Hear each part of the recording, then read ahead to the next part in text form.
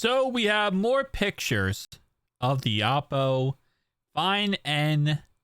By the way, I also upgraded my mic quality, so definitely tell me down below your thoughts and opinions. I'm still tweaking some settings, getting some settings correctly, so it's not going to be perfect, but definitely tell me down below what you think of it. Yeah, so with that being said, here is our first picture of the Oppo Find N5, and we've seen a lot of different pictures as of recently. Pictures left and right are leaking, especially with the fact at the end of this month, we're going to see the Oppo Find N5 release in China.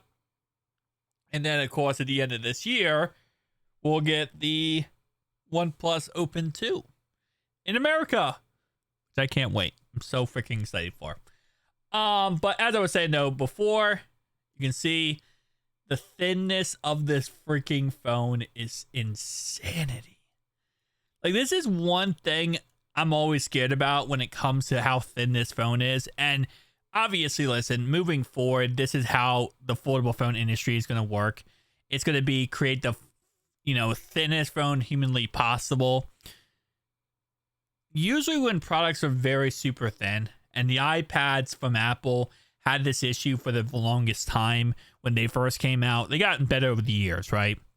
But their biggest issue was they would snap. You got a big area, a big device, very thin.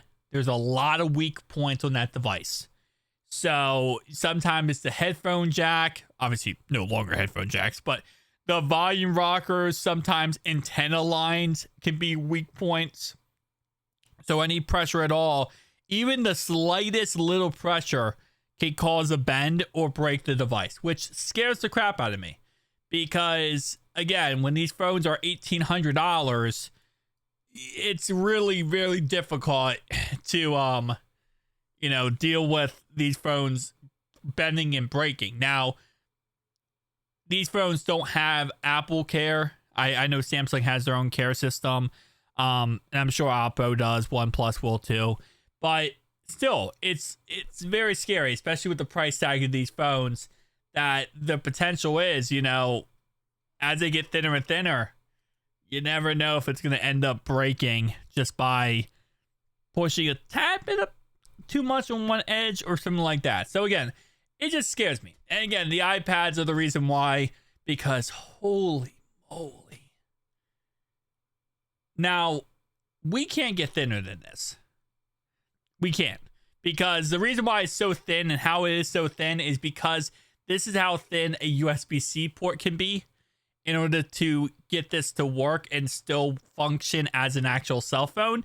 You need a USB-C port. Now, the only way to make this thinner is if they somehow find a way to no longer need a USB-C port and they go portless and they go like wireless charging or some other type of charging. That's the only way they go even thinner than this. But I don't think that's going to happen anytime soon. Tell me down below your thoughts, though, guys. I'll see you guys in the next one.